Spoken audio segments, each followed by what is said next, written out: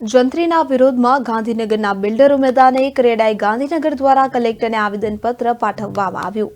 જંત્રીમાં અનેક વિસંગતતા હોવાથી માંગણી રદ કરવાની માંગ સાથે કલેક્ટરને આવેદનપત્ર આપી રજૂઆત કરવામાં આવી છે। તો જંત્રીના વિરોધમાં ગાંધીનગરના બિલ્ડરો મેદાને આવ્યા।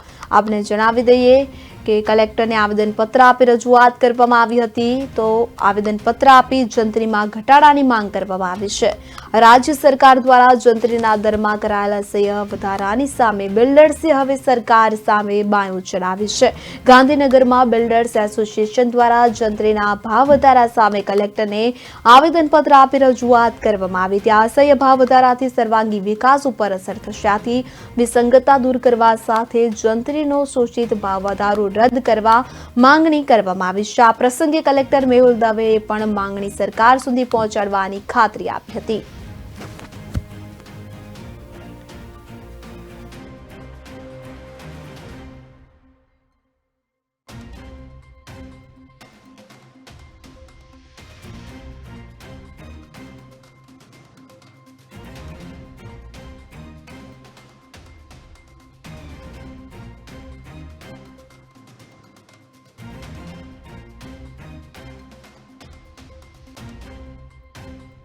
આ સરકારે જે જંત્રીનો વધારો કર્યો છે એ અસહ્ય ભાવ વધારો છે।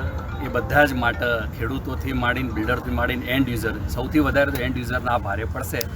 સરકારે તાત્કાલિક આનો રિવ્યૂ કરવો જોઈએ। જે 200%થી માંડી 2000% સુધીનો વધારો કર્યો છે એ અસહ્ય રહેશે પ્રજા માટે। આમ પ્રજાને એ સહન નહીં કરી શકે, એના કારણે રિયલ એસ્ટેટ માર્કેટ દબાશે। એના કારણે કેટલી બધી અસરો થશે, કારણ કે આના ઉપર 180થી માંડીને 200 ઇન્ડસ્ટ્રી નભે છે। રિયલ એસ્ટેટ સેક્ટર એ ભારતના અર્થતંત્રમાં બહુ મોટો જ રોલ છે।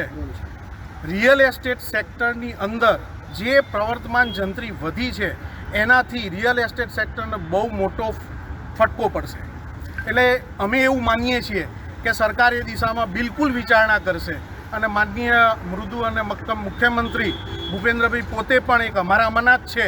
એટલે અમને પોતાને એક વિશ્વાસ છે કે બિલકુલ આની અંદર ફેરફાર થશે એવો અમે અપેક્ષા સાથે આજે કલેક્ટર સાહેબને નિવેદન આપવા જઈ રહ્યા છીએ।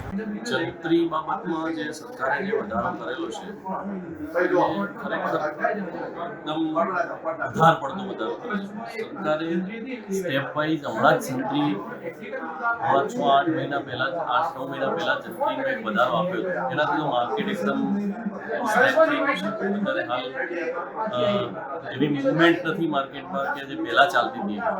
એના પછી આ બીજો વધારો સતત કરવામાં આવ્યો છે અને આ વધારો એટલો બધા ઘણો છે ને એમાં વિસંગતતાઓ બહુ છે। કોઈ જગ્યાએ ધારો કે 10,000 જંત્રી, કોઈમાં 30,000 છે અને કોઈમાં 60,000 છે અને અડીનું ગામ છે। એવા સંજોગોમાં એની વિસંગતતા દૂર કરવી જોઈએ। એ બધાની ઉપર જે એની ઇફેક્ટ પડશે એના રેટમાં સુધારો કરે। અમુક રાજ્યોમાં જે સ્ટેમ્પ ડ્યુટીમાં પણ ઘટાડો થયેલો છે, તો એવા બધા પગલાં લેવાથી ઓવરઓલ રિયલ એસ્ટેટ સેક્ટર અને એન્ડ યુઝરને બધાને ફાયદો રહેશે।